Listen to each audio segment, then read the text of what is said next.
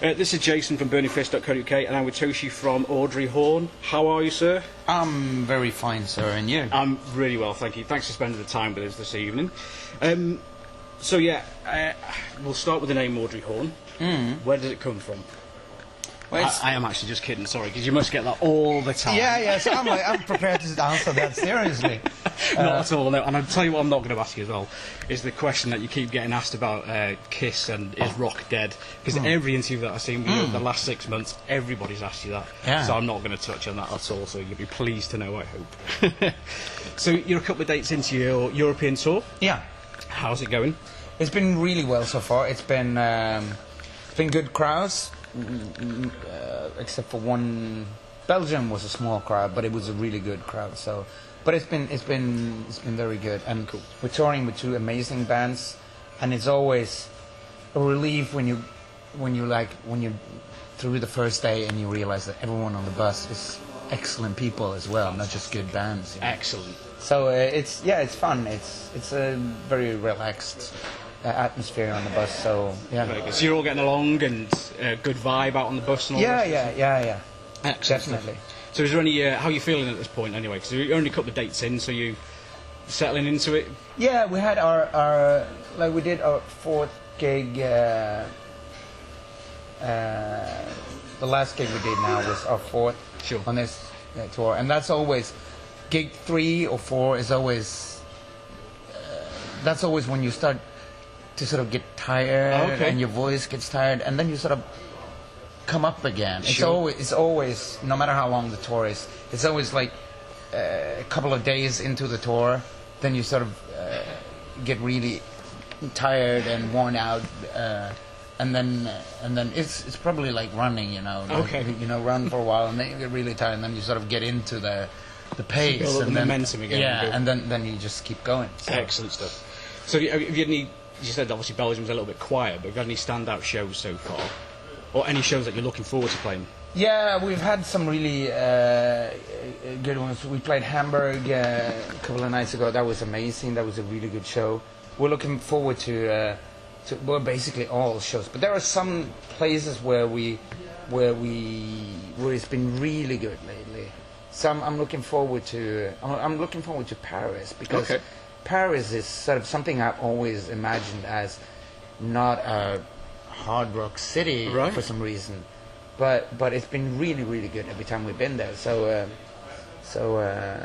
But every night is good. Like the one we did in Belgium, where there were really few people, but we just took the stuff down on the floor and played the last part of the set down on the floor, and so it got really, really. Vibrant. It got really fantastic. Yeah. So yeah. That's cool. I wanted to thank you for coming back to Manchester as well, because we just spoke before we started to record about last time you were here. Yeah. And I saw you guys play, and it was probably my favourite show that year. Oh, it was thank you. Absolutely blown away by the energy that the band were playing. Cause the crowd, there wasn't many people there, to be fair, which was a hell of a shame.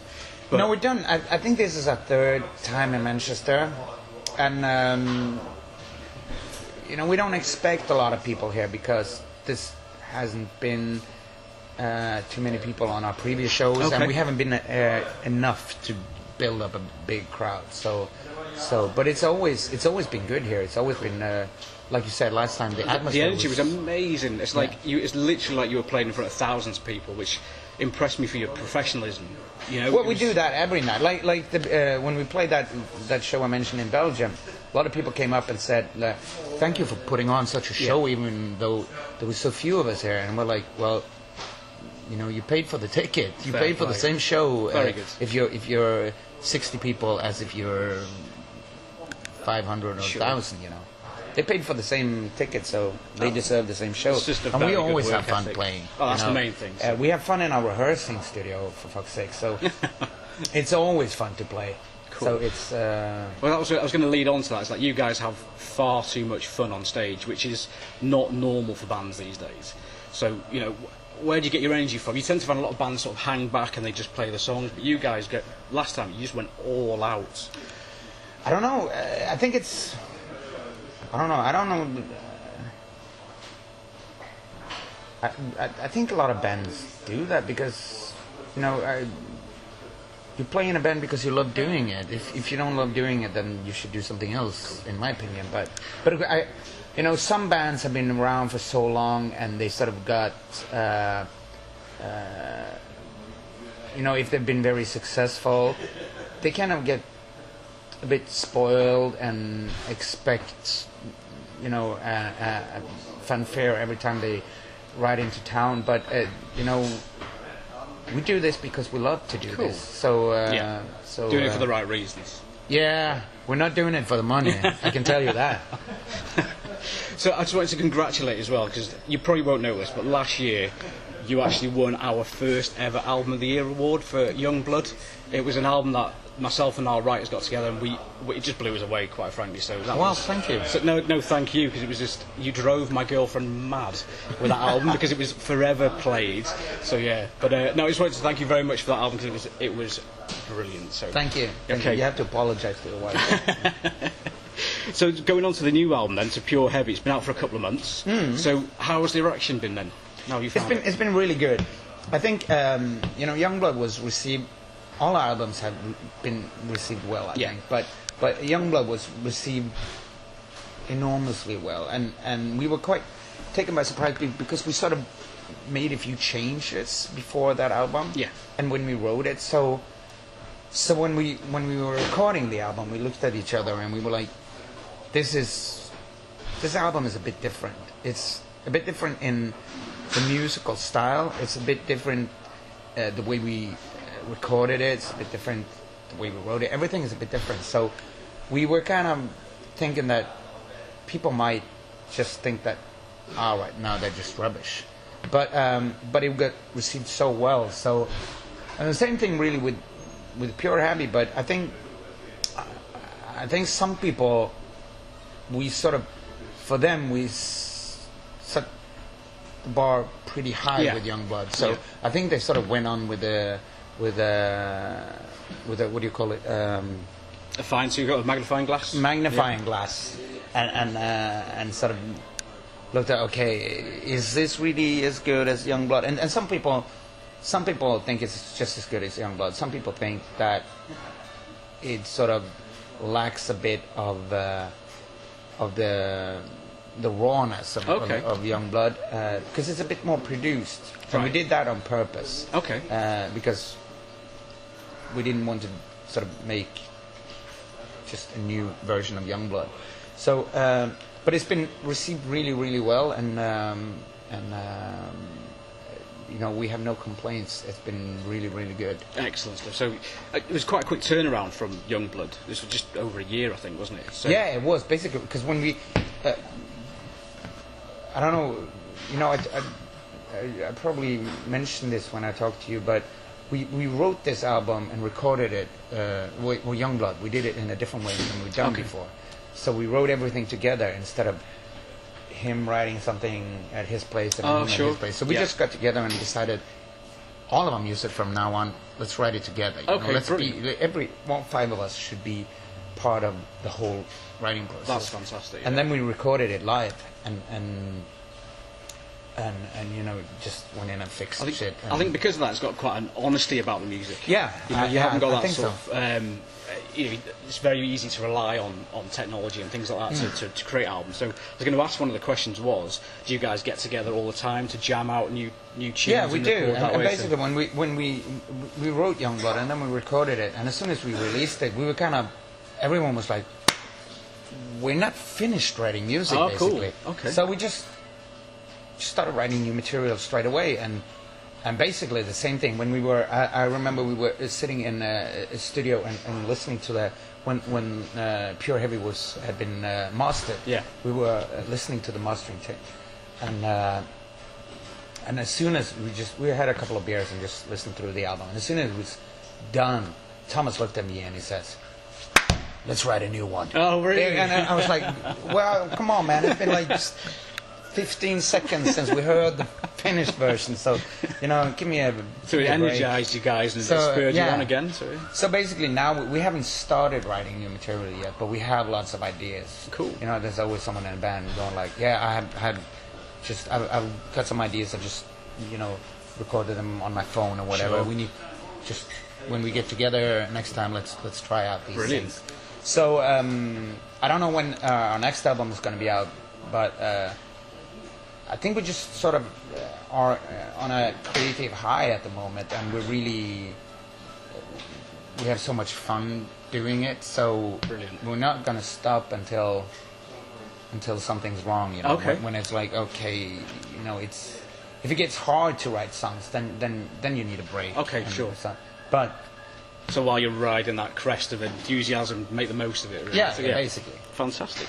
So you're sort of bucking the trend quite a bit with bands at the moment, because you guys have got a really good sense of how to create a song, and I think that's something that bands miss quite often. It's not just a case of putting together riff after riff after riff. Yeah. But you guys have got a really good, strong structure. How do you go about? What's the writing process like for you guys, and how do you come up with those melodies and those hooks? It's very much. It usually starts out with a riff, but we always had this sort of this policy in the band that if the riff, if you compile a really good melody over it, then the riff can be as cool as it wants to. It doesn't. It can't stand on its own. Sure. So and but we've always listened to bands and music that are very much based on melody, and I think to make a good album you need good songs, not. There's a lot. I agree with it. There's loads of bands that are technically extremely good, and they have some really cool riffs, but they're so into that whole attitude thing that they simply forget to write good songs. Agreed, yeah. But you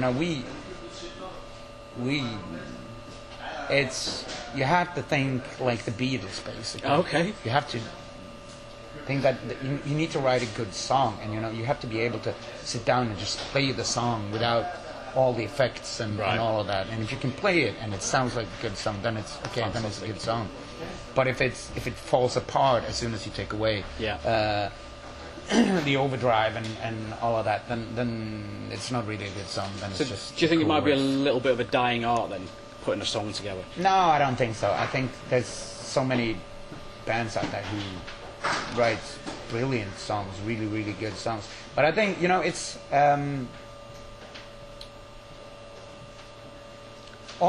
You can say that all the good songs and melodies have been written, and because there's so much music that has been made over the years, but I think you just have to, like people, when you look at reviews of our album, you can. It's like a list of name dropping. It's like you can see the Kiss, Iron Maiden. Yeah. But, it's always a list of bands. If you that are highlighted in our reviews. So, and I think that's because we're not afraid of when we write something and this is a very much a Thin Lizzy vibe. Yeah. We don't set out and say, okay, how does a Thin Lizzy song sound? We don't. Sure. We just write a song and we're inspired by stuff, and we're not afraid of. We're not trying to hide the fact that we're influenced by all of these bands, and we're not trying to recreate a sound or an era. We just basically we love that like the twin guitar thing. Sure, let's say they love playing that stuff. Yeah. So every time you do that, people are automatically going to say, "Oh, Thin Lizzy," Absolutely. And some of the rhythm in our songs have this Iron Maiden rhythm in it. So people are going to say Iron Maiden, but we're not.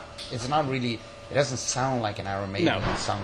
So we always try to write our own songs. But of course, if you look at it like that, you can take any band today and pick them apart, and you will say, okay, that part is stolen from that song, that part is stolen from that, because basically everything's been done. Yeah. It's impossible to make music that's sort of no one's heard before. Absolutely. So obviously your influences in this album are quite clear to hear, you know, probably a lot more so than previous albums, but the band itself, you've gone through quite a shift of sounds really since your first album. We have. So, you know, I would have thought the first two albums have got more of a sort of dirty, sort of grungy sort of feel to them. Whereas the self-titled Audrey Horne album, it's quite a sorrowful album, I think. It's quite downbeat compared to the others. And then all of a sudden, bang, party album, Young Blood, and party album, Pure Heavy. So how did that happen? How did that come about? Because there must have been a shift in your guys, you know, as your expectations of how to write an album, sure. Yeah, it was that. And it's also the fact that, you know, it's been 12 years now, and you know, over 12 years... It's basically in the same way that over 12 years you change as a person. You know, your priorities change. You know, you change the way you live your life. You change. You go from living alone to living with a family, whatever, and stuff like that. So I think for us, it kind of it sort of followed. The development of the band has sort of followed the development of us as persons, and I think when we did the self-titled album, we went to Los Angeles and recorded it there with a guy called Joe Barresi, and when we did that, we sort of got a bit, because earlier we always did it. Very much layer by layer, and everything was based on trying to create an atmosphere, and so there was like 50,000 million tracks on each album, and then when we were in Los Angeles and talked to Joe and recorded with him, he was a bit more old school, and he kind of liked the way. He always referred to how things were done back in the day, and then when after that album, it was so much about trying to, you know, with management and labels, trying to place the band at the right time with the right people, having the right songs, getting on the radio, doing the right interviews and all of that, and I saw that part sort of started to take away the fun in it. Okay. So at one point we just said to ourselves that, you know, there's so much stuff they want us to do that we either can't do or won't do. Oh, sure. Okay. So we said that let's just downscale the whole band. Let's just do things that we want to do. Brilliant. And we don't need to be rock stars. We don't need to be any of that. Let's just make good music and do the things that we want to do. Cool. And that's when we decided that, you know, let's get together and just write songs together, and let's start recording live. Let's do it the way we really want to do things. Cool. And as soon as we did that, because we sort of did that at a point where we sort of decided to sort of downscale and take a step back and quiet things down. And when we did that, the opposite happened. We got a lot more feedback on our music. Right. We became more creative, and we became more willing to spend more time on the band. So it kind of, what we set out to do, the opposite happened, and so I think that has.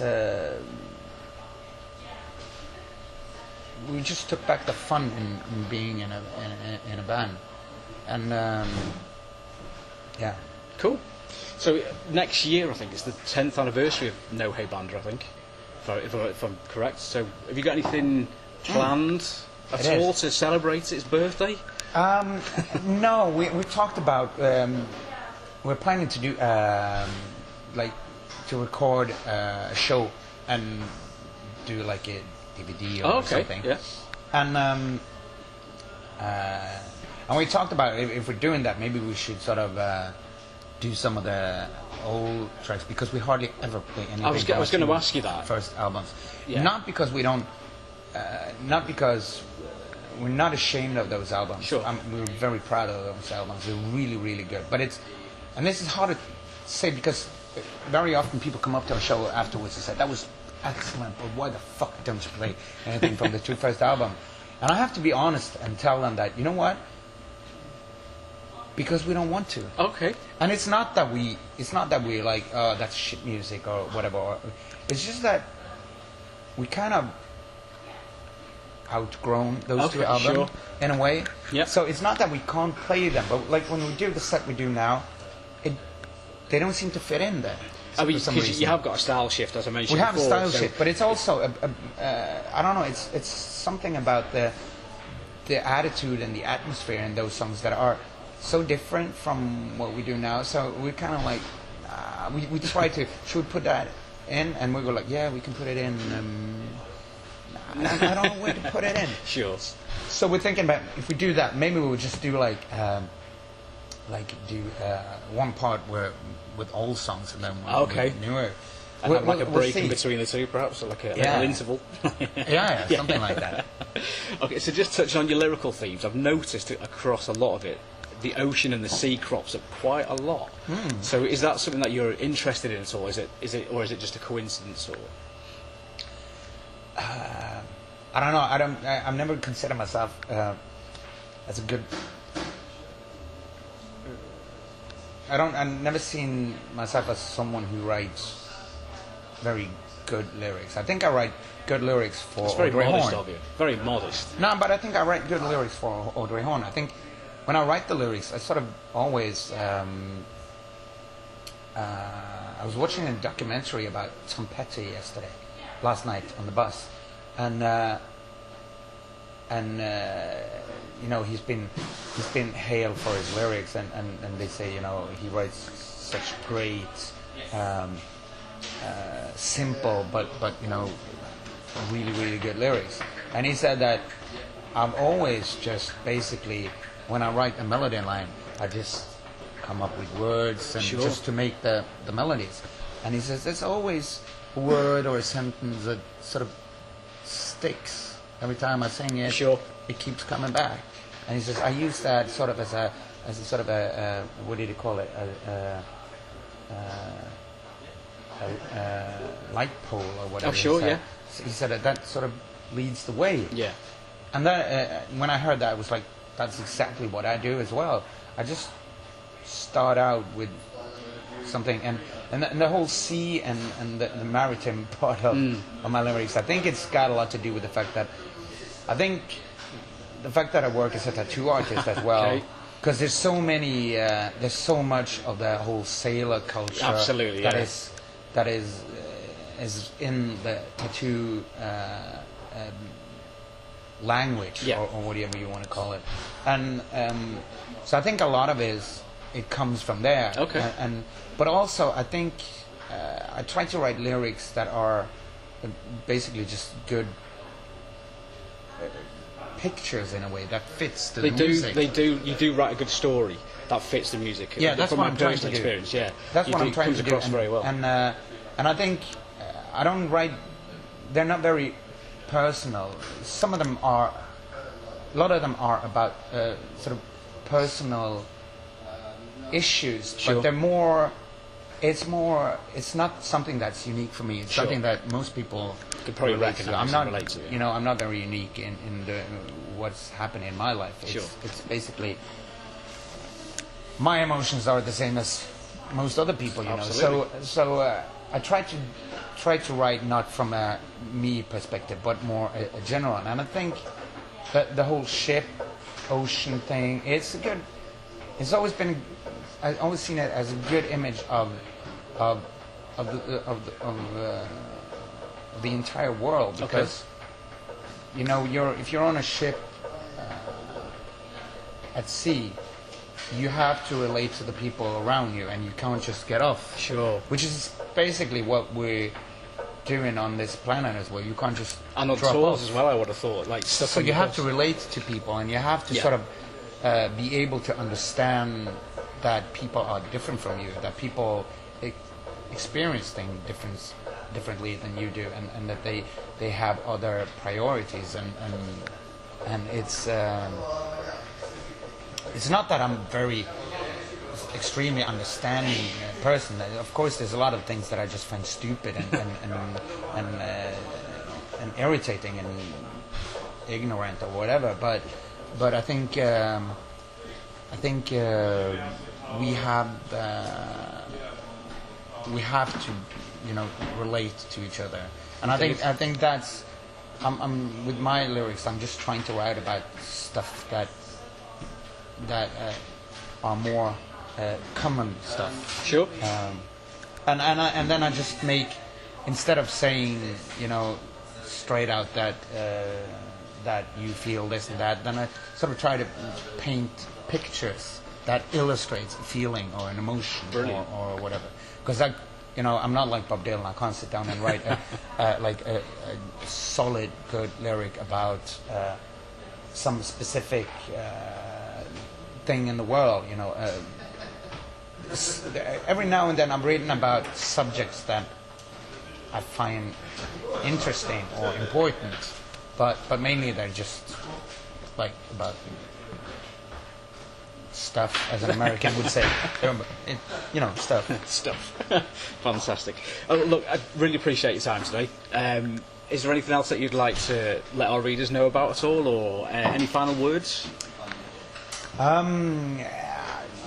don't know.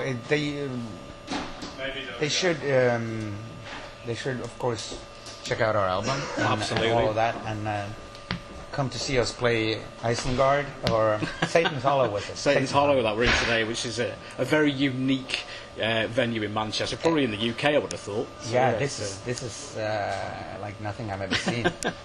When we got down there, we were like, the stage is in the middle. Yeah.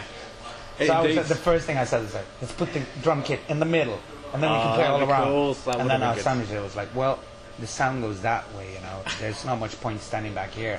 You wouldn't hear anything but the drums. Absolutely, the acoustics would be all over the place then, wouldn't they? No, unique. But check out our album and, sure. and come see us on tour and Absolutely. Well, thank you very much for your time. I really appreciate it, and genuinely cannot wait to see you play later on. So yeah, thank you very much. Thank you. It was a pleasure talking to you, man.